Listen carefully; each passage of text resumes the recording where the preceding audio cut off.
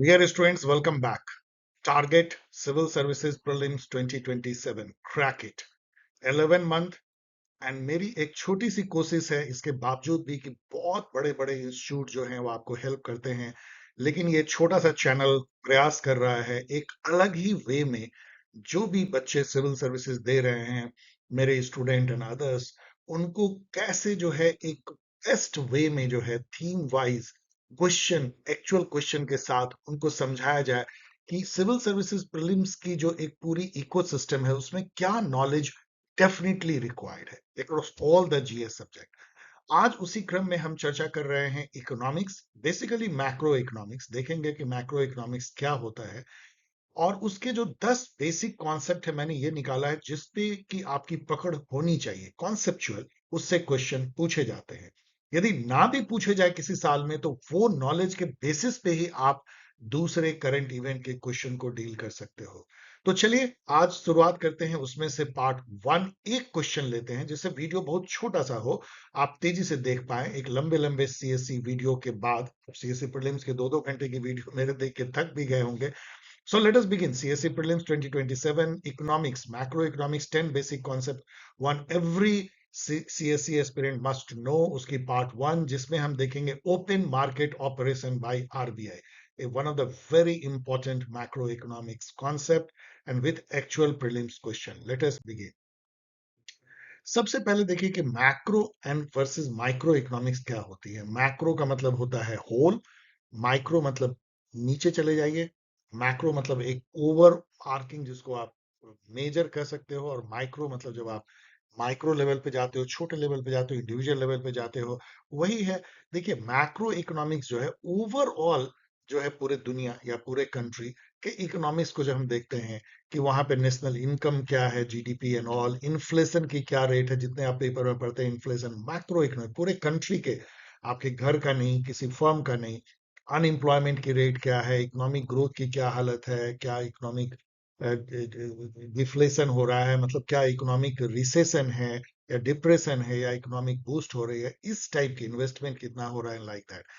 Micro economics जो कि नाम सजेस्ट करता है कि इंडिविजुअल फर्म, इंडिविजुअल व्यक्ति और जो एक फैमिली है उसकी जो इश्यूज हैं, इकोनॉमिक इश्यूज, लाइक टैक्सेस देता है वो, इकोनॉमिक चॉइसेस करता है, कितना उसकी इनकम है उसके अनुसार से कितना वो खर्च करता है, किसी फर्म के लिए ब्रेक इवन पॉइंट क्या होगा, उसके लिए कितना वो प्रोड्यूस करे कि वो घाटे में ना रहे, मतलब फिक्स कॉस्ट क्या है, वेरिएबल कॉस्ट क्या है, ऑल इस टाइप के जो जो इस इशू, कोई भी इशू जो कि पर्टिकुलर इंडिविजुअल फर्म या इंडिविजुअल व्यक्ति या फैमिली पे जो लागू होती है इकोनॉमिक मैटर, वो माइक्रो इकोनॉमिक्स है। जनरली जो आपको कॉन्सेप्ट है, बिगर कॉन्सेप्ट जो सीएससी प्रीलिम्स में पूछा जाता है वो मैक्रो इकोनॉमिक्स होता है, मतलब ओवरऑल, क्योंकि ओवरऑल कंट्री के बारे में आपको ज्यादा जानना चाहिए।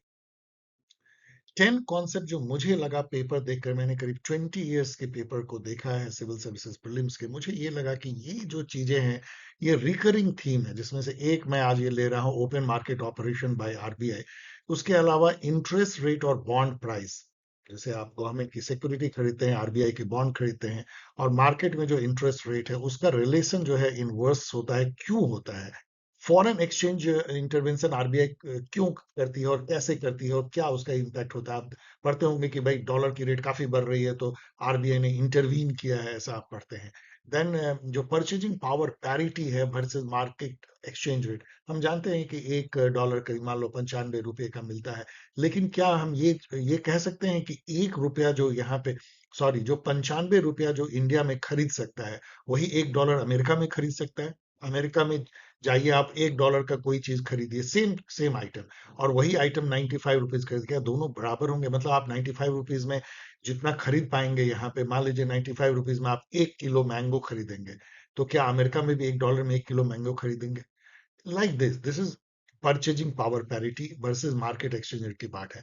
इन्फ्लेशन जो है हम जानते हैं, जो महंगाई है हम सबको जो है अफेक्ट करती है, उसके जो डिफरेंट टाइप हैं, demand pull, cost push, core, headline, deflation, disinflation, stagflation, hyper inflation, इन सब पे आपकी पकड़ होनी चाहिए। Repo rate, reverse repo rate, cash reserve ratio, statutory liquidity ratio, bank rate, ये सब बिल्कुल आपको अच्छी तरह पता होना चाहिए। Fiscal deficit versus revenue deficit versus primary deficit versus balance of payment issue and current account deficit, ये सब डेफिसिट को पता होना चाहिए, इन सब का रिलेशन पता होना चाहिए। देन जीडीपी का क्या रिलेशन है ग्रॉस नेशनल प्रोडक्ट से, नेट डोमेस्टिक प्रोडक्ट से, नेट नेशनल प्रोडक्ट से, इसका क्या रिलेशन है, क्या इसमें एक्सक्लूड करते हैं, क्या इंक्लूड करते हैं। Real GDP versus nominal GDP, जो हम निकालते हैं वो नॉमिनल जीडीपी होता है, लेकिन यदि हम प्राइस को कांस्टेंट कर दें, इन्फ्लेशन को मतलब हम हटा दें उसमें से, एक पर्टिकुलर प्राइस पे निकाले या फैक्टर कॉस्ट पे निकालें, तो वो जो है रियल जीडीपी हो जाएगी, जो कि बहुत कम होगी नॉमिनल जीडीपी से। देन एफडीआई जो है, फॉरेन डायरेक्ट इन्वेस्टमेंट, कैसे अलग है फॉरेन इंस्टीट्यूशनल इन्वेस्टमेंट या फॉरेन पोर्टफोलियो इन्वेस्टमेंट से, ये सब भी हमें जानना चाहिए। जैसा मैंने कहा कि इस वीडियो में हम जो open market operation OMO by RBI पे चर्चा करेंगे। इसके पहले कि चलिए ये कॉन्सेप्ट शुरू करें, यदि आप सीएससी प्रीलिम्स 2027 देना चाहते हैं तो आप ज्वाइन कर सकते हैं। अभी तो बिल्कुल फ्री है। आप टेलीग्राम पे मैं एक ग्रुप बनाने की सोच रहा हूँ। अभी करीब 10 स्टूडेंट ने अपनी जो है मंशा जाहिर की है, लेकिन यदि 20-25 स्टूडेंट हो जाए तो इस ग्रुप को शुरू करेंगे। ऑफ कोर्स ये चूंकि कोई पेड नहीं है, मैं बहुत ज्यादा इस पे ऐसा नहीं है कि मैं बहुत टाइम दूंगा, लेकिन आपको काफी फायदा होगा। एक तो ग्रुप फायदा होगा, और मेरे मन में जो चीजें आएंगी, जैसे इन सब वीडियो की पीडीएफ टाइप वहां आपको मिलेगी, और जो मेरे मन में आएगी वो कभी कभार तो आप लोगों से बातें भी मैं करूंगा, तो आपको ओरिएंट होने में हेल्प होगी। इवन यदि आप किसी कोचिंग इंस्टीट्यूट को ज्वाइन कर चुके हैं भी, आप आइए और देखिए कि क्या फर्क पड़ता है, क्योंकि इसमें कुछ आपको खर्च तो होता है नहीं। यदि आप इंटरेस्टेड हो तो आप रजिस्टर करें अपना mail, name, Telegram ID, mail करें अपना name, Telegram ID, mobile number polschohelp@gmail.com पे। अब चलिए ओपन मार्केट ऑपरेशन की करते हैं चर्चा। ओपन मार्केट ऑपरेशन आप समझ सकते हैं कि खुले बाजार में जो वो ऑपरेट करते हैं आरबीआई। आरबीआई जो है सेंट्रल बैंक होती है, उसका मेन जो आरबीआई का मैंडेट है कि जो मॉनेटरी पॉलिसी है, पूरे इकोनॉमी में कितनी मनी सर्कुलेट हो रही है। और मनी जब हम कहते हैं तो केवल जो है वो हमारे हाथ में जो कैश है वो नहीं है, हमारे सेविंग बैंक में जो पैसे हैं वो भी मनी है। जो हम उसको हम डिमांड डिपॉजिट कहते हैं, जो हम फिक्स डिपॉजिट कहते हैं उसको टाइम डिपॉजिट कहते हैं, वो भी मनी है। तो उस टाइप की मनी, नेशनल सेविंग सर्टिफिकेट है, किसान विकास पत्र है, एंड ऑल, ये सब जो है मनी है। तो वो मनी जो है कितना सर्कुलेट होता है, उस मनी से इन्फ्लेशनरी प्रेशर ज्यादा होता है, कम होता है, इन सब को देखना one of the major central bank का रोल होता है। इसके अलावा फॉरेन एक्सचेंज स्टेबिलिटी भी अलग रोल होती है। यहाँ पे जो ओएमओ है, ये सीधा आरबीआई इंटरवीन करता है मार्केट में खरीद फरोख्त से। किस चीज की खरीद फरोख्त से? जो गवर्नमेंट की बॉन्ड होती है या गवर्नमेंट की जो सिक्योरिटीज होती है, गवर्नमेंट सिक्योरिटी जारी करती है, पब्लिक खरीदते हैं, बैंक खरीदते हैं कि भाई आपको 7 साल का हम देते हैं, उस पर 6% इंटरेस्ट देंगे आपको मेच्योरिटी के बाद। इसको गवर्नमेंट सिक्योरिटी कहते हैं, और ये बिल्कुल 100% चूंकि सिक्योर्ड होता है, तो पब्लिक से लेके बैंक तक सब खरीदते हैं। कई बार तो ये बैंक को खरीदना मस्ट होता है गवर्नमेंट की सिक्योरिटी। क्यों? क्योंकि उनको स्टैट्यूटरी लिक्विडिटी रेशियो, जो एसएलआर है, जो मैं बाद में बताऊंगा, उसके अनुसार कुछ सिक्योरिटीज उनको रखनी पड़ती है। और इस मेथड के थ्रू गवर्नमेंट खूब पैसे जो है बटोरते हैं, उसका ब्रिज बनाते हैं, रोड बनाते हैं, इंफ्रास्ट्रक्चर एंड ऑल, आपको हेल्प करते हैं कंट्री को विकास करने में, गवर्नमेंट सिक्योरिटी बेच के। अब ये जो पूरा खेल जो है ये गवर्नमेंट सिक्योरिटी का है। ओपन मार्केट ऑपरेशन का मतलब होता है कि गवर्नमेंट सिक्योरिटी को आरबीआई बेचती या खरीदती है। खरीदार कौन होंगे और किससे बेच किससे खरीदती है? ये है बैंकिंग सिस्टम। जितने स्टेट बैंक एंड जितने भी बैंक, कमर्शियल बैंक आप देखोगे, United bank and any other bank, जो Punjab national bank and Indian bank and all, वो सब सिक्योरिटी बेचते हैं, और वही जो है आरबीआई से सिक्योरिटी खरीदते हैं। अब ये खरीद फरोख्त में कहाँ जो है मॉनेटरी सर्कुलेशन आ गया, मॉनेटरी पॉलिसी आ गई, यही समझना ओएमओ में है। आरबीआई जो है क्यों जो है ओपन मार्केट ऑपरेशन करती है, क्यों ये खरीदती और बेचती है जी सेक को? अब आगे मैं इसको जी सेक बोलूंगा, गवर्नमेंट सिक्योरिटी। क्यों जी सेक बेचती खरीदती है? इसका मुख्य जो एम होता है वो इन्फ्लेशन को कंट्रोल करना होता है। यदि आरबीआई को लगा कि बहुत महंगाई बढ़ गई है, अब यहाँ पे देखो डिमांड सप्लाई का ये पूरा खेल है। इकोनॉमिक्स में डिमांड सप्लाई जो है मैच करनी होती है, और इसका खेल होता है डिमांड और सप्लाई।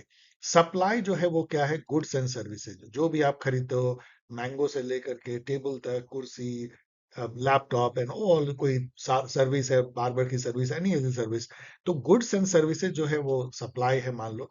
और सप्लाई होती है और उसकी डिमांड होती है। सप्लाई करने वाले लोग आपको पता है जो जो प्रोड्यूस करते हैं, factory, individual, firm and all, वो सप्लाई करते हैं और डिमांड जो है वो परचेजर से होती है। अब देखो क्या होता है इकोनॉमी में, यदि डिमांड ज्यादा हो और सप्लाई कम हो, बहुत ज्यादा डिमांड हो गई किसी भी गुड्स की और उसकी सप्लाई कम हो गई, जैसे कोविड के टाइम में देखो कि जो ऑक्सीजन की सिलेंडर थी उसकी डिमांड इतनी हाई थी, या जो कंसंट्रेटर थे जो नाक में मास्क लगा करके, और उसकी सप्लाई बहुत लिमिटेड थी, तो उसकी स्काई रॉकेट हो गई प्राइस। ऐसा कई बार होता है ऐसा। ऑयल की जो है, जैसे हॉर्मूज बंद हुआ, उसकी सप्लाई जो है कम हो गई तो उसकी प्राइस बढ़ गई। तो डिमांड सप्लाई जो है ऑलवेज आपको प्ले होते दिखेगा। लेकिन इसमें मनी जो है बीच में बहुत बड़ा रोल प्ले करता है। यदि मान लो इकोनॉमी में बहुत ज्यादा मनी है, मान लो ये आपकी इकोनॉमी है इंडिया की, इसमें बहुत ज्यादा मनी सर्कुलेट कर रहा है, बहुत ज्यादा, और एक दूसरा सिनेरियो लो इसमें कम मनी सर्कुलेट कर रहा है, ये मोर मनी है, ये लेस मनी है। तो जब मोर मनी जो है गुड्स एंड सर्विसेज को चेज करेगी, क्योंकि गुड्स एंड सर्विसेज रातों रात ना ज्यादा या कम नहीं होते, जितनी सप्लाई हो रही, जितना फैक्ट्री में आउटपुट हो रहा है, जितना लोग सर्विस दे पाएंगे वही होता है। तो यदि ज्यादा मनी सर्कुलेट हो रही है और गुड्स एंड सर्विस तो फिक्स है, तो आपको क्या होगा कि इसकी डिमांड जो है वो बढ़ जाएगी। ज्यादा मनी, सबके पास में पैसे हैं, लेकिन गुड्स एंड सर्विसेज तो लिमिटेड है। तो यहाँ पे क्या होगी, डिमांड बढ़ जाएगी और इन्फ्लेशन बढ़ जाएगा। यदि इन्फ्लेशन देखें तो प्लस प्लस हो जाएगा। यदि कम मनी हो जाए किसी कारण से, ये मोर मनी से कम मनी, मनी कुछ खींच लिया जाए इकोनॉमी से, तो ये बैलेंस रिस्टोर हो जाएगा। अब less money will chase the same fixed amount of goods and services, और यदि लेस मनी चेंज करेगी तो उससे क्या होगा, डिमांड जो है घट जाएगी और इन्फ्लेशन जो है माइनस माइनस हो जाएगा। तो यही मेन गोल होता है कि इन्फ्लेशन को कम करना है, मेन गोल होता है इन्फ्लेशन कम करना है। अब ये है कि ये इन और भी गोल है, यहाँ पढ़ लेना, ये अभी मैं एक्सप्लेन नहीं कर रहा हूँ, वीडियो लंबी नहीं बनाना चाहता हूँ, लेकिन उसको आप नेट पे पढ़ सकते हो। ये मेन गोल है इन्फ्लेशन को कम करना। एक जो गोल, जो चलो एक मैं बता ही देता हूँ, कि कई बार तो ये भी करते हैं कि हम इकोनॉमी को बूस्ट भी करना चाहते हैं, कि लोगों के हाथ में पैसे आए, जैसे कोविड के बाद पैसे आए लोगों के हाथ में, कंजम्पशन बढ़े, फैक्ट्री अपनी प्रोडक्शन बढ़ाए, उस केस में हमको थोड़ा मनी इंजेक्ट भी करना पड़ता है, मतलब थोड़ी इन्फ्लेशन बढ़े भी तो इकोनॉमी जो है थोड़ी बूस्ट होती है, वो भी कभी कई बार करना पड़ता है। लेकिन जनरली जो है हम मनी को सक करना चाहते हैं, हम ये मोर मनी सिचुएशन से लेस मनी सिचुएशन में जाना चाहते हैं, मनी को इकोनॉमी से बाहर करना चाहते हैं, खींचना चाहते हैं। जैसे पंप से हम सक कर लेते हैं किसी चीज को, वैसे हम इसको खींचना चाहते हैं। तो ये आरबीआई जो है मनी को कैसे खींचती है या पंप करती है इकोनॉमी में, और ये है बेच और खरीद के, सीधा बेच और खरीद के जी सेक को, या तो हम जो है पंप करते हैं मनी को, या उससे खींचते हैं। अब आगे के स्लाइड में आपको पता लगेगा कि बेचने और खरीदने से किस में आपका मनी सक होगा और किस में जो है मनी पंप होगा। अब जैसे मान लो केस वन ले लो, कि हम इन्फ्लेशन कंट्रोल करना चाहते हैं, मनी को जो है हम सक करना चाहते हैं, ये हमारा अभी है, बहुत मनी सर्कुलेट कर रहा है, बहुत सारे डॉट हैं, और इससे हम जो है इस सिनेरियो में जाना चाहते हैं इकोनॉमी में, जहां की कम मनी जो है सर्कुलेट करे, ये लेस है ये मोर है। ओके, तो हम क्या करेंगे कि मनी सप्लाई को हमको कम करना है, सक करना है, तो हम बेचेंगे। अब इसको एकदम रट लो, बेचेंगे मनी सक हो जाएगा, बेचेंगे जी सेक, आरबीआई, आरबीआई बेचेगी, बेचेगी मनी सक हो जाएगा। क्यों? अब मान लो ये आरबीआई है, ये आरबीआई है, और इसके पास में बहुत सारे जीसेक है, बहुत जीसेक है, और ये बेचने का मतलब है कि ये जीसेक को मार्केट में थ्रो कर रही है, फेंक रही है। बेचने का मतलब क्या है, लो भाई लो लो लो। तो मार्केट में जीसेक जो है इंटर करेगा, और इसका उल्टा जो है मनी जो है, क्योंकि मनी से ही लोग खरीदेंगे, बैंक मनी से ही खरीदेगी, मनी आरबीआई के अंदर घुस जाएगा। तो आरबीआई के अंदर यदि मनी घुस जाएगा तो इकोनॉमी में मनी कम हो जाएगी, आरबीआई के पास पड़ा रहेगा चेस्ट वॉल्ट जैसे भी है, लेकिन जो इकोनॉमी में जो सर्कुलेटेड मनी है, जो बैंक के पास है, हमारे पास है, वो घट जाएगी। तो इसका मतलब ये है कि जीसेक, फिर से देखो, जीसेक आरबीआई ने बाहर फेंका और मनी को अंदर ले लिया, तो मनी इकोनॉमी से सक हो गई। तो यही चीज यहाँ मैं लिख रहा हूं कि आरबीआई जो है जीसेक को बेचता है, इस प्रोसेस में जो है बैंकिंग सिस्टम जो है आरबीआई से खरीदते हैं, बैंकिंग सिस्टम अपना मनी आरबीआई को देते हैं, और इस तरीके से पूरे इकोनॉमी से, मतलब बैंक और इंडिविजुअल का जो मनी है वो आरबीआई के पास चला जाता है, आरबीआई मनी वो खींच लेता है money from economy, money supply decrease कर जाता है। अब आपको जैसे मैंने बताया था, मनी सप्लाई जैसे ही डिक्रीज करेगी, गुड्स एंड सर्विसेज तो लगभग फिक्स है, तो डिमांड कम हो जाएगी और इन्फ्लेशन कम हो जाएगा। तो ये जो है सिनेरियो वन, मतलब एक लाइन में सोचो, तो यदि आरबीआई को घटाना है इन्फ्लेशन, तो जी सेक को बेचेगी, ये 3 बार सुनो, यदि इन्फ्लेशन घटाना है जी सेक को बेचेगी बेचेगी बेचेगी। अब उल्टा है, कब खरीदेगी। उल्टा, यदि हमको बूस्ट करना है इकोनॉमी, हमें मतलब आरबीआई को यदि बूस्ट करना है इकोनॉमी, इकोनॉमिक रिसेशन चल रहा है, कोविड आ गए हैं, इस टाइप का हो गया है, या हॉर्मुज के बाद लोगों के हाथ में पैसे नहीं है, मान लो किसी भी सिचुएशन से, जैसे 1933 में हुआ था यूएस में, तो वहां न्यू डील लाया गया था, उसी टाइप की। तो यहाँ पे इकोनॉमी में मनी को इंजेक्ट करना है। अब हमारा सिनेरियो क्या है कि इकोनॉमी में मनी बहुत कम है, बहुत कम डॉट है, और हमको लाना है यहाँ जहां बहुत सारे मनी सर्कुलेट करे, बैंक में फिक्स डिपॉजिट सेविंग सब मनी है, याद रखो। तो हमको इस सिनेरियो में जाना है। उल्टा करेंगे, हम जो है जीसेक को खरीदेंगे।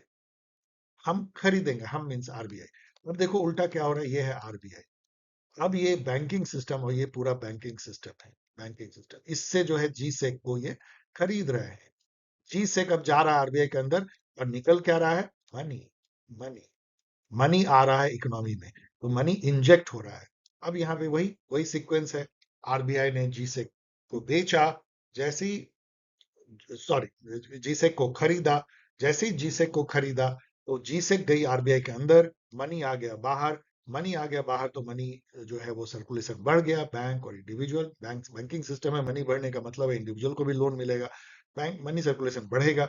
मनी सर्कुलेशन बढ़ा, तो अब क्या होगा कि इससे लोगों के हाथ में पैसे आएंगे, फैक्ट्री को जो है लोन मिलेगा, बैंक लोन देगी, इंटरेस्ट रेट थोड़ा कम होगा, पैसे काफी ज्यादा बैंक के पास, वो बोलेगा चलो भाई 7% पे इंटरेस्ट ले लो, फैक्ट्री ज्यादा प्रोड्यूस करेगी, सप्लाई ज्यादा होगा, और खुशहाली आएगी। लेकिन हाँ, थोड़ी इन्फ्लेशन भी बढ़ेगी, तो थोड़ी बहुत इन्फ्लेशन बढ़ने को अलग ढंग से जो है वो कैटर करेगी, वो रिपो रेट को बढ़ा देगी, वो सब हम लोग आगे देखेंगे। वो थोड़ा स्टेरलाइज करेगी। स्टेरलाइज मतलब ये जो मनी इंजेक्ट करने से जो थोड़ा इकोनॉमी में इन्फ्लेशनरी प्रेशर आएगा, उसको अलग से जो है वो टैकल करेगी, जो रेपो रेट या सीआरआर या एसएलआर बढ़ा करके।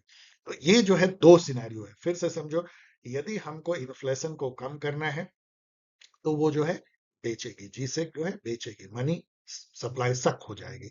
यदि हमको मनी सप्लाई को थोड़ा बूस्ट करना है, इकोनॉमी को बूस्ट करना है, एम्प्लॉयमेंट बढ़ाना है, लोगों के हाथ में पैसे देना है, तो जी से को जो है वो खरीदेगी।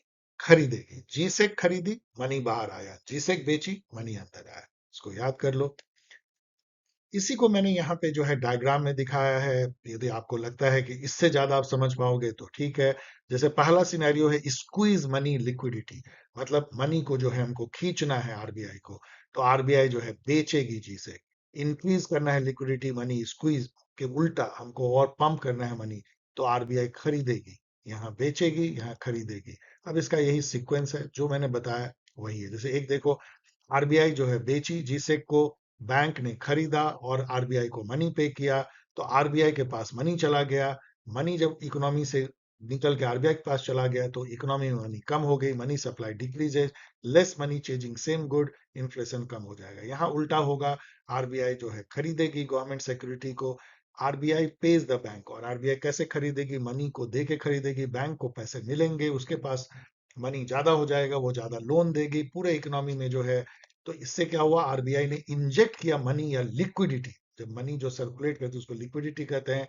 लिक्विडिटी बढ़ जाएगी तो फैक्ट्री को लोन मिलेगा, लोगों को पैसे मिलेंगे, तो मनी सप्लाई इंक्रीज कर जाएगा। मनी सप्लाई इंक्रीज करेगा, जो more money chasing same good, तो इससे जो है इन्वेस्टमेंट बढ़ेगी, इससे फैक्ट्री प्रोडक्शन बढ़ेगा, लोग हाथों पैसा आएगा। लेकिन हाँ, थोड़ी बहुत इन्फ्लेशन भी बढ़ेगी, ध्यान रखना उसका क्या करेंगे। तो वो रेपो रेट बढ़ा दो, सीआरआर बढ़ा दो, एसएलआर बढ़ा दो, लाइक दैट, रिवर्स रिपोर्ट बढ़ा दो, वो हम लोग आगे देखेंगे। उसको स्टेरलाइजेशन कहते हैं।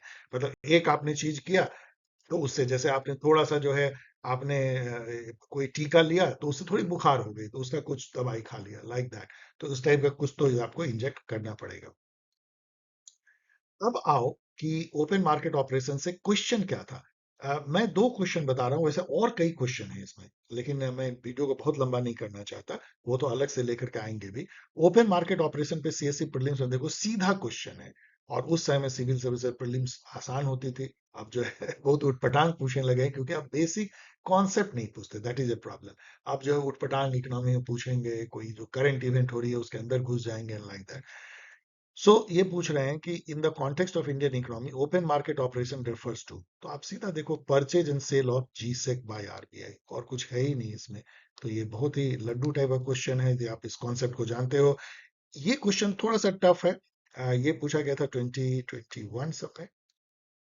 In the context of Indian economy, which of the following statement is are correct? The Reserve Bank of India acts as a banker to the government. ये तो है ही, वो बैंकर टू द गवर्नमेंट है, central bank है। Government का bank कौन है? Reserve bank of India है। वो गवर्नमेंट को लोन देती है। गवर्नमेंट जब सेकंड स्टेटमेंट देखो तो government of India has a current account with RBI. All state government and government India दोनों आरबीआई के साथ करंट अकाउंट होल्ड करते हैं, उसी से पैसे आते हैं जाते हैं। तो ये भी सही है, ये भी सही है। Open market operation conducted by RBI largely to adjust the rupee liquidity condition in the market on a durable basis. अब आपको यहाँ पे क्या है, ये तो एकदम बिल्कुल सही है। यदि आपने जो अभी मेरे से पढ़ा to adjust the rupee liquidity condition, मतलब जो मनी सर्कुलेशन या लिक्विडिटी को बढ़ाते घटाते, ये तो है। लेकिन क्या ये ड्यूरेबल बेसिस पे है कि शॉर्ट टर्म बेसिस पे है? यहाँ पे आपको एडिशनल नॉलेज चाहिए। ओपन मार्केट ऑपरेशन जो है वो ड्यूरेबल बेसिस पे क्यों? क्योंकि मनी का सप्लाई ना अचानक कम या ज्यादा नहीं होता है। It takes a long time, कुछ महीने लग जाते हैं और एक साल तक उसका इम्पैक्ट रहता है। लेकिन इसके उल्टा तो इसका ड्यूरेबल जो है लिक्विडिटी पे इसका असर पड़ता है। लेकिन यदि शॉर्ट टर्म आपको लिक्विडिटी कंट्रोल करना है तो आप रेपो रेट मेथड से करोगे। रेपो रेट वो रेट होता है जिस रेट पे बैंक आरबीआई से लोन लेती है, उसको रेपो रेट कहते हैं। उसको आप आधा परसेंट बढ़ा दो, काफी लिक्विडिटी आपकी जो है स्क्वीज हो जाएगी। क्योंकि जैसे ही आपने रेपो रेट बढ़ाया तो बैंक को जो है आरबीआई से लोन लेना महंगा हो जाएगा, तो कम मनी जो है बैंक के पास में आएगा, क्योंकि उसको लोन लेना है, उसका उतनी मनी नहीं है और उसके लिए उसको ज्यादा पे करना है, तो कम मनी वो लेंगे। मनी सर्कुलेशन शॉर्ट टर्म में घट जाती है। Repo rate, reverse repo rate, CRR, SLR, ये सब जो है वो शॉर्ट टर्म के लिए है। और ये जो है ये ड्यूरेबल बेसिस पे है, इसको ध्यान रखो। तो इसीलिए ये ड्यूरेबल बेसिस पे है। OMO is to inject or absorb rupee liquidity in the banking system on a durable basis, को याद कर लो। And repo and reverse repo rate short term liquidity adjustment है। So dear student, thanks for watching. यदि आपको ये video पसंद आया हो, मैंने जानबूझ के इसको छोटा रखा है, और चूंकि ये बहुत ही तेजी से बन सकता है वीडियो, तो एक एक करके मैं हो सकता है 1-2 हफ्ते में ही 10 कॉन्सेप्ट आपको इकोनॉमिक्स का बता दूं।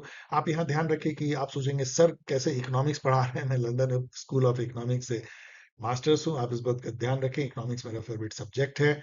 वैसे अलग बात है कि अभी pol science help channel generally जो है पॉलिटिकल साइंस पर फोकस करती है, लेकिन मुझे लगा कि मैंने चूंकि कई बार जो है सिविल सर्विसेज प्रीलिम्स निकाला है, मैंने कभी इस एग्जाम को बहुत टफ नहीं समझा। लेकिन आजकल जिस टाइप के क्वेश्चन पूछ रहे हैं वो काफी परेशान करने वाले, लेकिन फिर भी there is a method in the madness. तो मुझे लगा मैं अपने स्टूडेंट को हेल्प करूं।